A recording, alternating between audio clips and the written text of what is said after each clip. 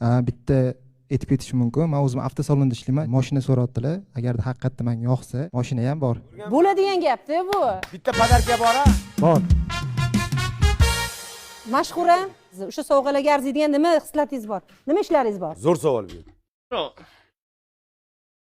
Okey. Agar kelajakda turmush quradigan bo'lsak, juda ham ko'p ardoqlab, qadrlab, yaxshi ko'rib yashayman-da. Yana nima? Moshinadan keyin ashtaqa bo'ladi o'zi.